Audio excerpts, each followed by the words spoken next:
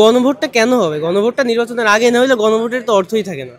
আমি নির্বাচনের সময় চাচ্ছি। কারণ একটা নির্বাচনই আসলে মেইন সমাধান।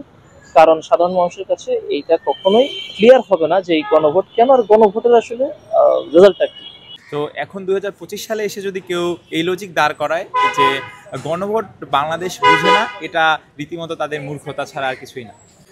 এনসিপি হচ্ছে কাবিলনামায় স্বাক্ষর না করেও এটা বাস্তবায়নের পক্ষে, আর বিএনপি কাবিলনামায় স্বাক্ষর করেও হচ্ছে মানে চূড়ান্ত পর্যায়ে এসে এখন বিবাহ করবে না বলে তারা কথা বলতেছে। এটা আসলে হাস্যকর। হয় যে গণভোটটা নির্বাচনের আগেই হওয়া উচিত। আমার মনে হয় গণভোটটা যদি তখনও হয়, যেই দল ক্ষমতায় আসবে তারা নিজেদের এজেন্ডা বাস্তবায়ন করার জন্য কাজ করে যাবে। অর্থাৎ জুলাই স্পিরিটটাকে বাস্তবায়ন করার জন্য এই গণভোটটা উচিত বলে আমি মনে করি। আমার মনে হয় গণভোট যদি সুষ্ঠু এবং নিরপেক্ষ আমরা চাই, তাহলে নির্বাচনের আগে হওয়াই দরকার। হয় যে গণভোটটা নির্বাচনের আগেই হওয়া উচিত, কারণ হচ্ছে গণভোটের সম্পর্কে এখন পর্যন্ত মনে হচ্ছে একটা দল চাচ্ছে না।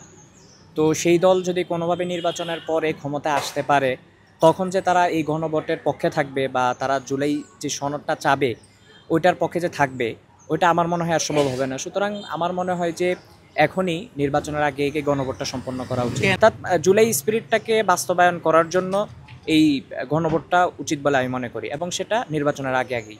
এটা জুলাই গণঅভ্যুত্থানের সনদের প্রেক্ষিতে সাধারণ জনগণের চাওয়া পাওয়া, এবং সাধারণ জনতা আমার মনে হয় এবং গণভোটকে স্বেচ্ছায় গ্রহণ করে নেবে। আমার মনে হয় গণভোট যদি সুষ্ঠু এবং নিরপেক্ষ আমরা চাই, তাহলে নির্বাচনের আগে হওয়াই দরকার। এখন যারা হচ্ছে বিভিন্ন লজিক দাঁড় করাচ্ছে নির্বাচনের আগে গণভোট হলে বেশি টাকা খরচ হবে, এটা তাদের কাছে একটি রীতিমতো নিজেদের গণভোট যে যারা চাচ্ছে না, এটা তার বহিঃপ্রকাশ। আমার মনে হয় গণভোটটা যদি তখনও হয়, যেই দল ক্ষমতায় আসবে তারা নিজেদের এজেন্ডা বাস্তবায়ন করার জন্য কাজ করে যাবে, এবং এই গণভোটটা অন কাইন্ড অফ কোনো ওইভাবে ফাংশন করতে পারবে না বলে আমি মনে করছি। বাংলাদেশের বৃহৎ রাজনৈতিক দল বিএনপি স্বাক্ষর করেছে, কিন্তু তারা এটা গণভোটের মাধ্যমে বাস্তবায়নের পক্ষে, নির্বাচনের আগে বাস্তবায়নের পক্ষে তারা অবস্থান নিচ্ছে না। গণভোটে যারা না বলে তাদেরকে বাংলাদেশ না বলবে, এবং আমরা খুবই গুরুত্ব সহকারে এই সংস্কার প্রস্তাব, এই গণভোটকে হ্যাঁ বলছি। নির্বাচনের দিন গণভোটকে কিভাবে সম্ভব? আর নির্বাচনের দিন আর নির্বাচনের পরে গণভোটের তো অর্থই থাকে না। গণভোট হইলে তো নির্বাচনের আগেই হয়। আসলে গণভোটের বিষয়টি সাধারণ মানুষের কাছে কিন্তু অতটা পরিষ্কার না। বিভিন্ন যে রাজনৈতিক দলগুলো আছেন তারা তাদের মতামতটা দিচ্ছেন যে কিভাবে আসলে গণভোট হলে ভালো হয়, মানুষের একটা মতামত যাচাই করা হয়।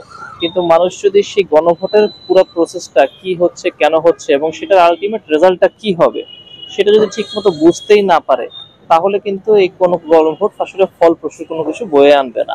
আমি নির্বাচনের সময় চাচ্ছি, কারণ আমার কাছে মনে হচ্ছে যে যদি এই গণভোটটা এখন আয়োজিত হয়, তাহলে জাতীয় নির্বাচনের সময়সীমা আরো পিছিয়ে যাবে। ভোটটা নির্বাচনের দিন চাচ্ছে, তারাও কিন্তু জুলাই সনদে স্বাক্ষরকারী, জুলাই সনদের সপক্ষে স্বাক্ষরকারী।